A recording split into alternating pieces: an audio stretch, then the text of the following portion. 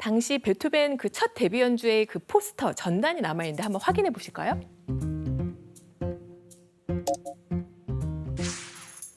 Avertissement, 그러니까 예고라고 적혀 있고요.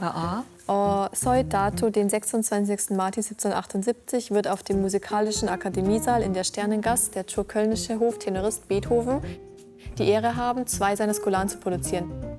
Nämlich Madle Averdung, Hofaltistin und sein Sohn von 6 Jahren. 베토벤은 70년생이에요. 그러니까 7, 8년도에 음악회가 일어났으니까 8살이어야 되잖아요. 아, 한국이면 9살이었네. 그죠? 한국 나이로 치면 게다가 9살인데 왜 이렇게 나이를 2살 내렸을까요? 신동 취급 받으려고 그런 거죠. 그렇죠. 모차르트가 마리아 테레제를 위해서 연주했던 그 나이가 바로 6살이었기 때문입니다. 베토벤 아버지 모차르트 의식했던 거예요. 그러네. 그러면은 뭐 그 데뷔 무대에서 잘 했나요, 연주를? 그 안타깝게도 모차르트만한 반향은 없었어요. 모차르트 이펙트를 따라가지 못했고요. 베토벤이 물론 또래 아이들에 비하면 이 음악적인 데는 월등했지만 모차르트 워낙 반짝이는 천재성이잖아요. 베토벤은 그에 비하면 굉장히 성실하고 노력형 천재라고 할 수 있거든요. 좀 덜 반짝거렸던 거죠. 게다가 아빠가 성급하게 연주회를 추진했던 것도 실패의 원인이기도 했습니다. 그런데 이 다음에도 베토벤 아버지 더 극단적인 조치를 취해요. 11살짜리한테 학교 못 다니게 해요. 학교 가지 말고 연습만 해라. 아유, 참. 그래서 지금으로 치면 홈스쿨링이었던 거예요. 네, 한차 이제 또래 친구들과 어울려서 사회성을 익히고 키워야 될 시기에 베토벤은 집에 처박혀서 악기랑만 씨름했던 거죠. 그래서 나중에 베토벤이 이 시기를 회상하면서 남긴 말이 있는데요. 지원 씨가 읽어주실 거예요. 그 베토벤의 충분히 감정이입을 해서 읽어주세요. 나는 묘기 부리는 원숭이와 같았다. 피아노를 도끼로 부셔버리고 싶었다. 스트레스가 네, 너무 많았나 스트레스가 봐. 아니 아예 음악이 싫었겠는데.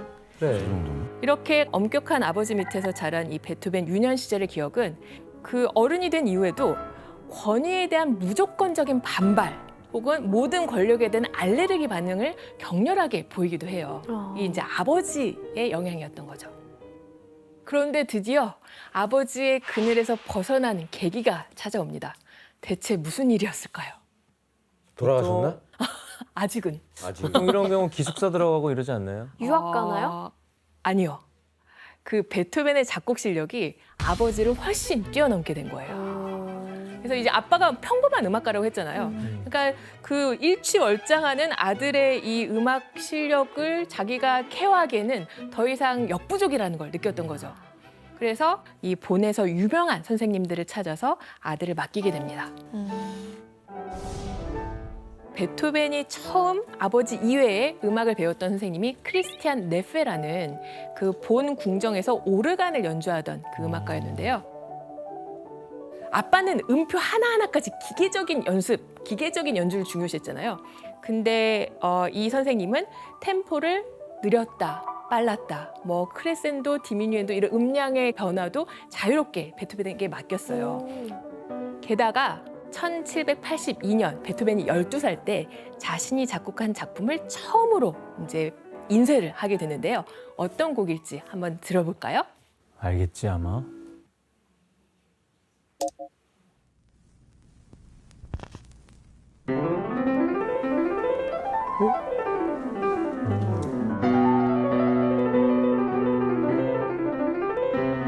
천재네. 12살이 작곡한 곡이에요. 손가락에 민첩한 이 테크닉이 느껴지죠?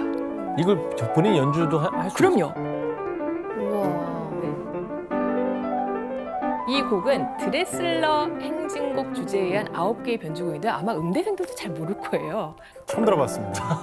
아 이제 아는 척 좀 하고 싶은데 솔직해야 되니까. 솔직하시네. 네, 처음 들어봤습니다. 근데 모차르트 못지 않은 것 같은데. 와, 네. 연주가 너무 현란한데. 그래서 이때쯤 또 음악성을 인정받아서 이 본 궁정의 오케스트라에 취직을 하게 돼요. 근데 실제로 그 베토벤의 음악성이 이 궁정에서 여러 번 발휘되었는데 한 번은 오케스트라에서 이 베토벤이 건반 악기인 챈발로를 연주해요. 근데 챈발로를 제때 조율하지 않아서 음정이 반음씩 다 낮아져 있었던 거예요. 근데 우리가 바이올린 같은 현악기는 음정 조율하는 거 그냥 팩만 돌리면 되고 조임새만 돌리면 되거든요. 근데 챈발로는 피아노는 조율사가 따로 필요해요. 건반 하나하나 조율해야 돼요. 근데 이 리허설 바로 해야 되는데 당황했을 거 아니에요. 네.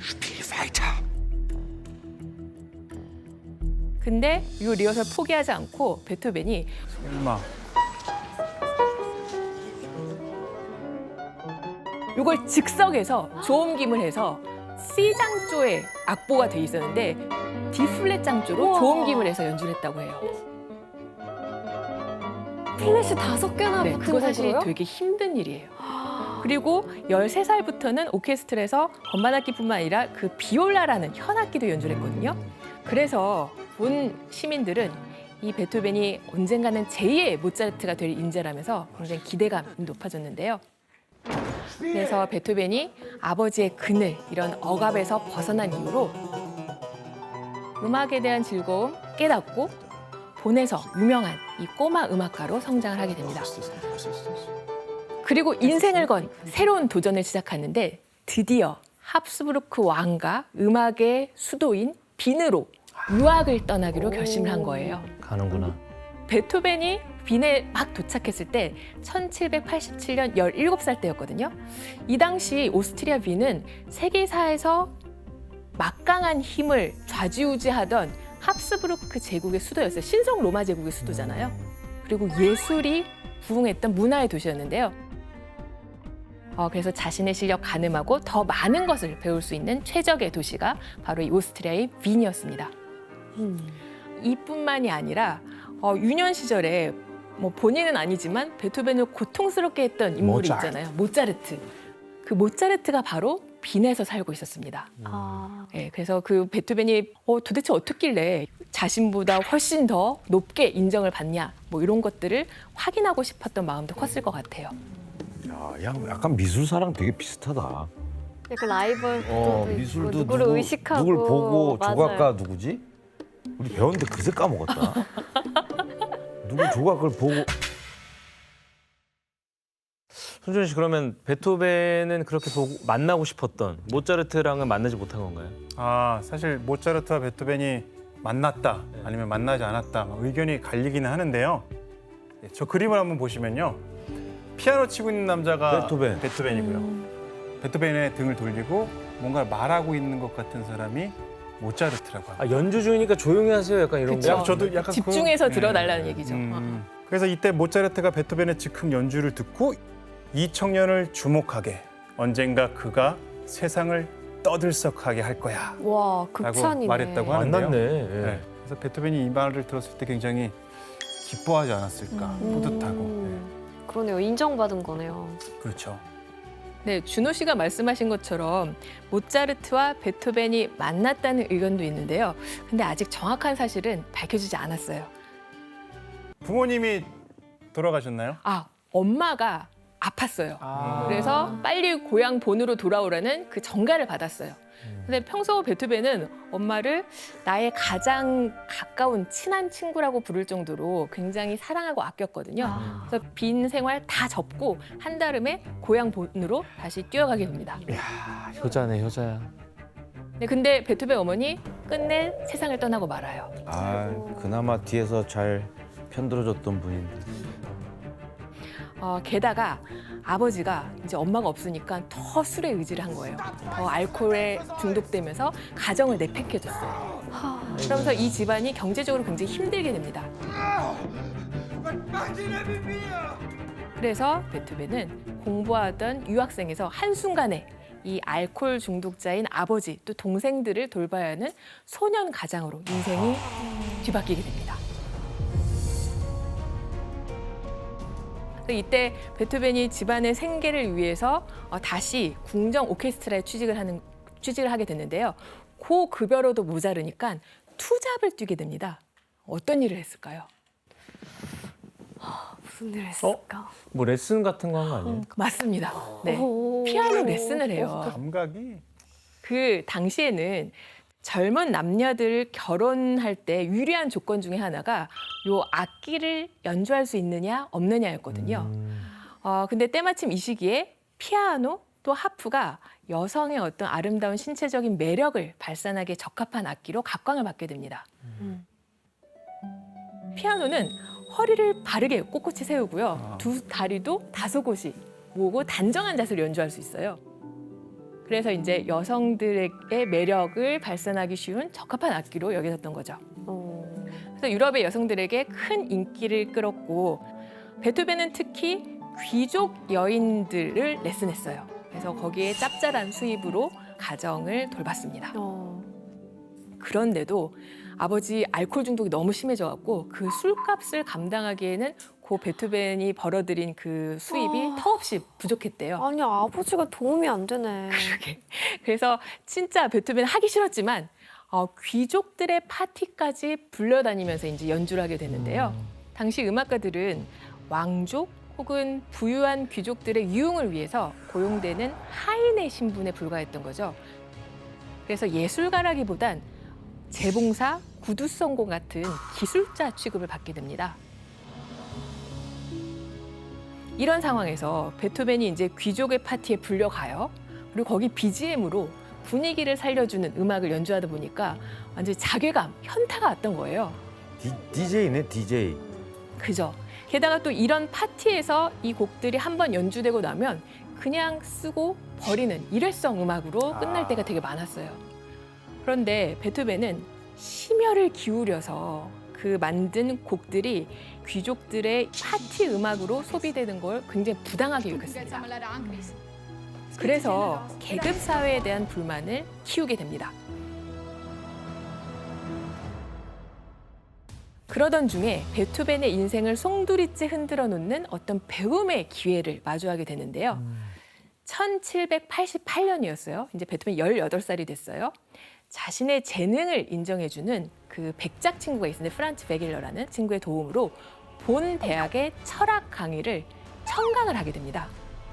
특히 이때 베토벤이 처음 만난 그리고 열광하게 된 사상이 있었는데 그게 바로 계몽주의 사상입니다.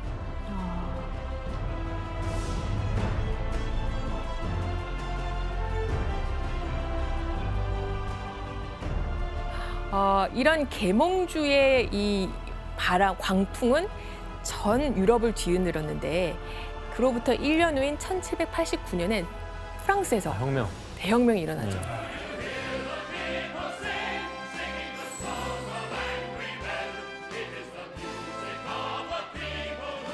근데 베토벤 크게 공감했다고요. 굉장히 찬성했었대요. 뭐 베토벤이 계몽주의 사상에 감명을 받게 된 뭐 특별한 이유가 있을까요? 네, 계몽주의에서 중요한 건 평등이에요. 평등. 그래서 계급 사이에 위아래가 없다. 그러니까 귀족들한테 워낙 부당한 권위주의에 막 휘둘렸잖아요. 거기에 베토벤이 또 환멸을 느끼기도 했었고 그래서 이때부터 베토벤이 특권 계급에 대한 저항을 시작하게 된 거죠. 베토벤의 정치적 사상에 대해서는 처음 들어보는 네. 것 같아요. 그때 이 1790년 베토벤 이제 20살인데요. 당대 음악계의 최고 스승을 만나게 됩니다. 바로 교향곡의 아버지라고 불리는 요셉 하이든입니다. 하이든. 다 같은 시대에 사셨네요. 하이든, 모차르트, 베토벤 다 같은 시대에 살았고 그래서 빈의 삼총사, 고전주의 삼총사라고 불려요. 그런 별칭이 또 있구나. 네. 한번 들어볼까요? 하이든의 음악을.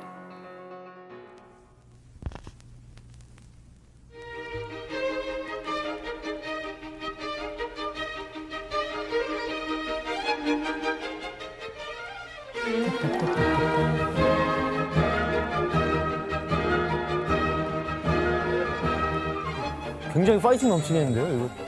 응원받는 느낌이 들 네. 것 같아. 약간. 힘내라. 여러분들은 장학 퀴즈라는 프로그램 모르시죠? 알고 있습니다. 알죠. 그 시그널 음악으로도 유명했어요. 장학 퀴즈 세대시구나. 맞아. 전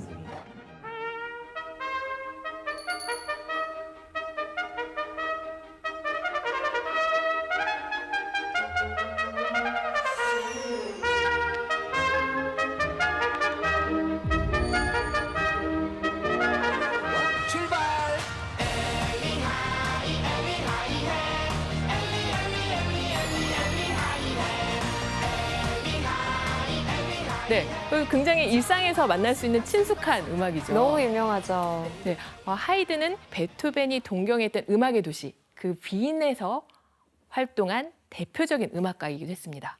아 근데 본에 있었잖아요, 베토벤. 근데 어떻게 이 하이든을 만났죠? 놀러 왔나? 그 당대 유명한 음악가들은 유럽 곳곳에 초청을 받아서 순회 공연을 다녔거든요. 근데 하이든도 그랬어요. 그래서 1790년 베토벤 20살 때 하이든이 영국 런던에 초대를 받았어요. 그래서 런던에서 연주를 하고 빈으로 돌아오는 길에 베토벤이 있는 본을 들렀던 거예요. 그때 본 오케스트라 단원이었던 베토벤을 하이든이 만나게 됩니다. 눈에 띄었겠네, 당연히. 그래서 당시 이 하이든을 만났던 베토벤이 얼마나 기쁨에 들떠 있었는지 이런 독특한 행동을 하게 되는데요. 과연 어떤 행동이었을까요? 독특해요. 뭐 용기 있는 행동? 어떤 행동? 바로 악보를 들고 가요. 자기 그래서 악보요? 네, 자기가 자기 쓴 악보를 거? 들고 와서 내가 쓴 곡인데 선생님 한번 봐주시겠어요? 우와. 라고 하면서 이 딱 악보를 보여드렸던 거예요. 하이든은 그 곡들을 보고 단번에 베토벤이 얼마나 음악적인 재능을 갖고 있는지 단박에 알아봤대요. 그래서 너 내가 있는 빈으로 찾아오면 우리 학생으로 받아들여 줄게 라고 얘기를 한 거예요. 이 말을 이제 베토벤이 들었으니까 듣고 나서 하이든을 쫓아서 빈으로 갔을까요? 아니면 끝까지 가족을 돌보기 위해서 본에 남았을까요? 가야죠. 빈으로 빈에 갔어요. 가야죠. 네, 베토벤 이번에야말로 음악의 도시에서 성공하겠다는 굳은 결심을 하고 2년 후인 22살의 나이에 드디어 빈으로 떠나게 됩니다.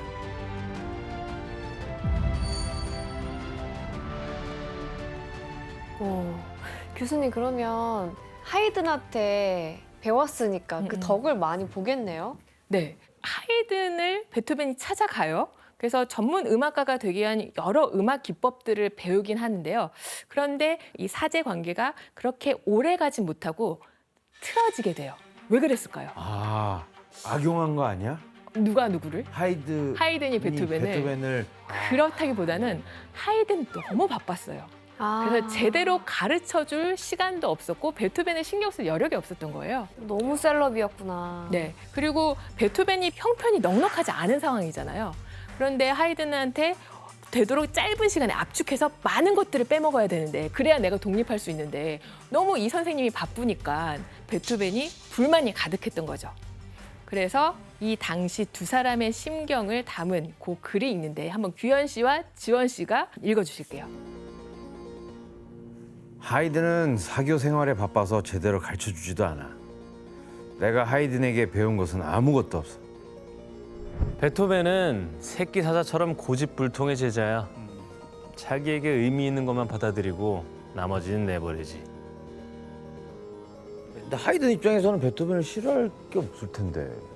베토벤이 뭔가를 가르쳐주면 고분고분 따라오지 않았대요. 자기 음악적인 주장을 굽히지 않았고 굉장히 고집도 셌고 그래서 괘씸하게 생각했던 거예요.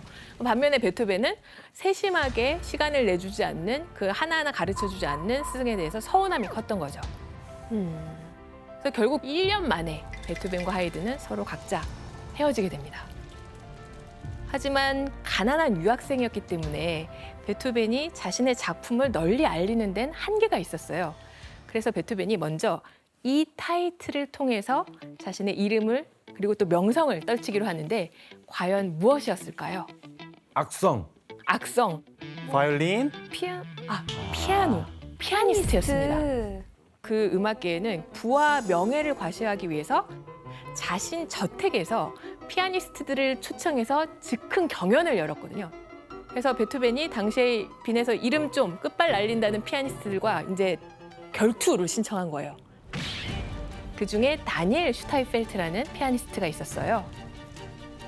슈타인펠트의 연주 배틀은 빈 음악계에서 하나의 뉴스였어요. 떠들썩하게 회자가 됐는데 우선 슈타인펠트가 먼저 연주를 시작을 해요.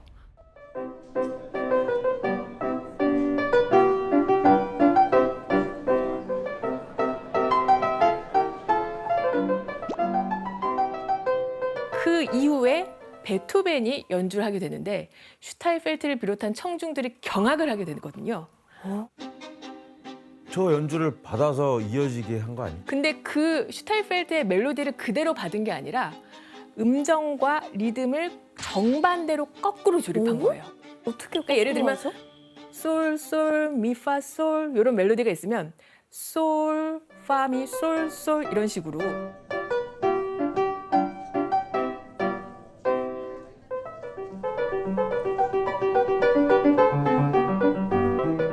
거꾸로 시간을 진행시키고 음정 관계도 거꾸로 뒤집은 거죠.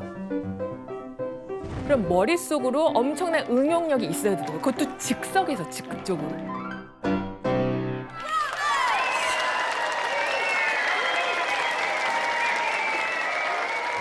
천재가 많네. 그러니까 상대방을 이 악기를 다루는 기술적인 테크닉으로도 압도해버리지만 자신이 더 뛰어난 피아니스트라는 그런 어떤 풍자와 해악, 너 멜로디 나 이렇게 바꿀 수 있어라는 조롱의 의미까지도 담아냈었습니다. 아니, 베토벤이. 어렸을 때 뭐 이미 그 플랫된 거 올려서 그쵸, 그쵸. 맞아, 했는데. 맞아. 네.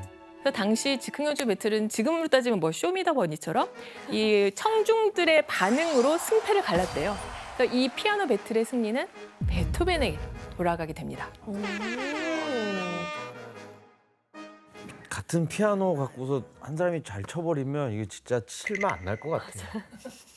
경연을 하나하나 이제 석권하면서 베토벤은 당시 빈에서 가장 인기 많은 유명한 피아니스트였고요. 빈 음악계를 대표하는 아이콘으로 베토벤 신드롬을 일으키게 됩니다.